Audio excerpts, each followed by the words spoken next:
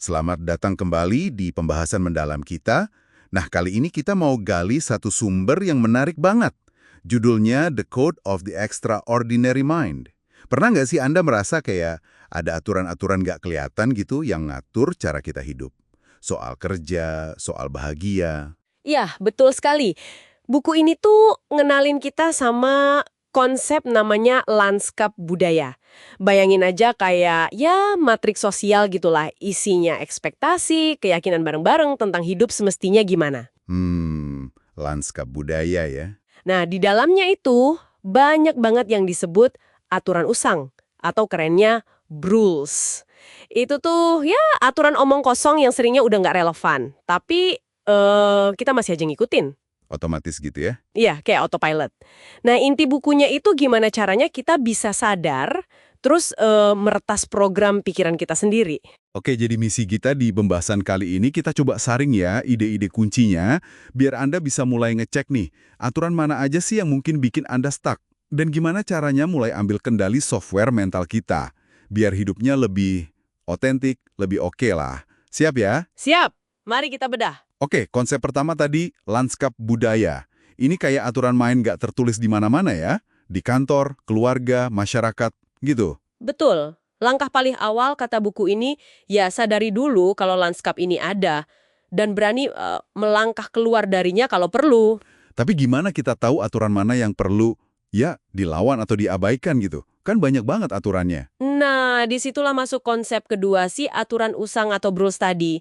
Ini keyakinan atau aturan yang kita serap aja dari lingkungan, seringnya tanpa mikir panjang, padahal ya itu tadi mungkin udah kadaluarsa atau malah ngehambat kita. Jadi kuncinya bertanya ya? Tepat, berani nanya ke diri sendiri, aturan ini beneran bantu gue nggak sih?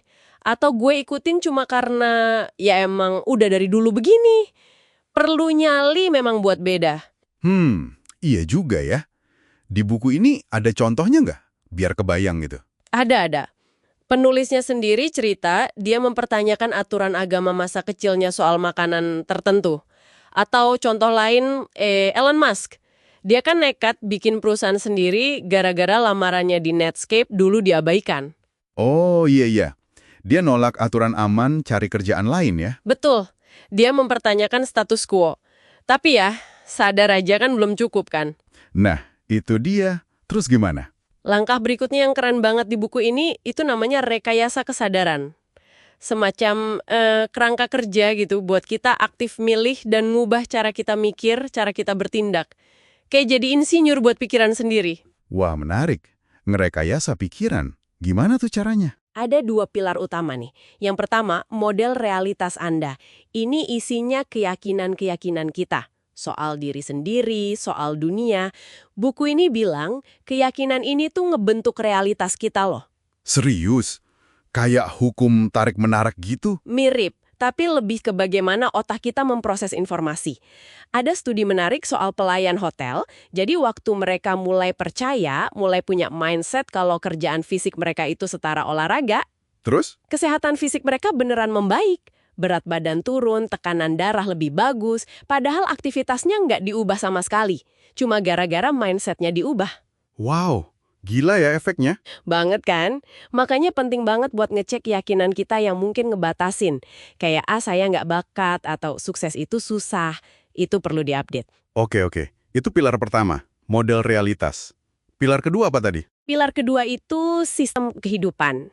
Ini lebih ke praktek, kebiasaan kita sehari-hari, cara makan, cara kerja, interaksi, istirahat. Anggap aja kayak aplikasi di HP perlu diupdate biar optimal terus. Oh, jadi kayak rutinitas gitu ya? Iya, sistem lama mungkin udah nggak cocok sama tujuan baru kita. Contohnya, Ariana Huffington, dia kan disiplin banget soal tidur cukup sebagai sistem buat dukung performa puncaknya. Rutinitas pagi, cara ngatur waktu, itu semua sistem yang bisa di-upgrade. Masuk akal. Jadi kita udah mulai ngoprek keyakinan sama kebiasaan nih. Terus gimana ini semua nyambungnya ke hidup yang luar biasa tadi? Nah, buku ini juga nekenin kalau bahagia itu bukan cuma tujuan akhir, tapi justru kayak bensin selama perjalanan. Ada konsep namanya disiplin kebahagiaan, atau blissipline. Blissipline, disiplin bahagia. Gimana tuh? Artinya, bahagia itu perlu diurusin, dikelola aktif tiap hari. Nggak nunggu nanti kalau udah sukses baru bahagia. Caranya bisa lewat latihan syukur, misalnya ngeliat reverse gap. Reverse gap, apalagi tuh? Itu artinya kita fokus menghargai udah sejauh mana kita berkembang, bukan cuma ngeliatin kurangnya apa terus. Plus, latihan memaafkan juga masuk di sini. Jadi bahagia itu aktif diusahakan. Oke, menarik. Jadi bahagia itu proses ya, bukan hadiah di akhir. Terus soal tujuan hidup gimana? Katanya ada bedanya tujuan akhir sama tujuan perantara. Betul. Nah ini penting nih. Tujuan perantara itu biasanya yang kelihatan. Jabatan, gelar, punya rumah, punya mobil, jumlah uang. Itu penting, tapi seringnya cuma Iya, sarana aja. sarana buat apa? Buat mencapai tujuan akhir. Ini yang lebih dalam, yang jiwa kita benar-benar pengen. Biasanya berupa pengalaman kayak cinta, damai, petualangan, pertumbuhan, jadi lebih bijak, kuasai skill baru, dan kontribusi, bikin dampak positif. Fokus ke tujuan akhir inilah yang ngasih arah sejati. Wah, dalam juga ya. Kalau kita udah bisa fokus ke sana, kayaknya mental jadi lebih kuat ya. Buku ini nyebutnya apa tadi? Tidak tergoyahkan? Ya, unfuckwithable. Itu kondisi di mana kita punya kedamaian batin yang kuat banget sampai validasi atau kritik orang lain tuh udah nggak terlalu ngaruh lagi. Bukan sombong tapi ya. Bukan sombong. Ini lahir dari kesadaran kalau diri kita ini udah cukup apa adanya, you are enough, dan fokus kita udah ke tujuan akhir tadi, bukan lagi nyari-nyari pengakuan lewat tujuan perantara. Keren sih nih. Nah, puncak dari semua perjalanan ini, kalau kata buku ini, apa dong? Ujungnya itu nemuin dan ngejalanin panggilan jiwa atau misi hidup kita. Sesuatu yang lebih dari sekedar kerjaan atau karir. Kontribusi unik kita gitu ya? Tepat. Sesuatu yang ngasih makna mendalam buat hidup kita.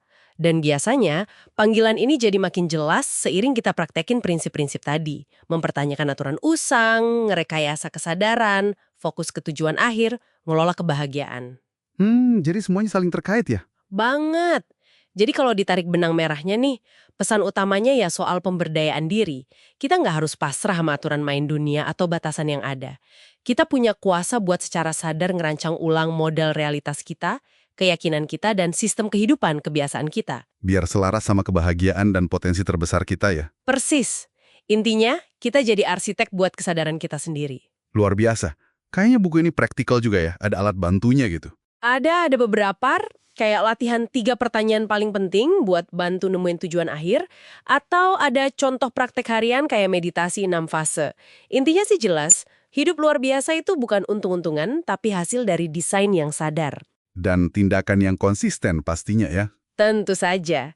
Nah, sebagai penutup nih, mungkin buat Anda yang dengerin, coba deh renungin sejenak. Ada nggak sih satu aturan usang dalam hidup Anda sekarang? Satu keyakinan atau kebiasaan yang mungkin udah waktunya dipertanyakan? Aturan yang diikuti cuma karena, ya emang gitu dari dulu. Iya, atau karena semua orang juga begitu. Coba direnungkan ya. Sampai ketemu lagi di pembahasan mendalam berikutnya.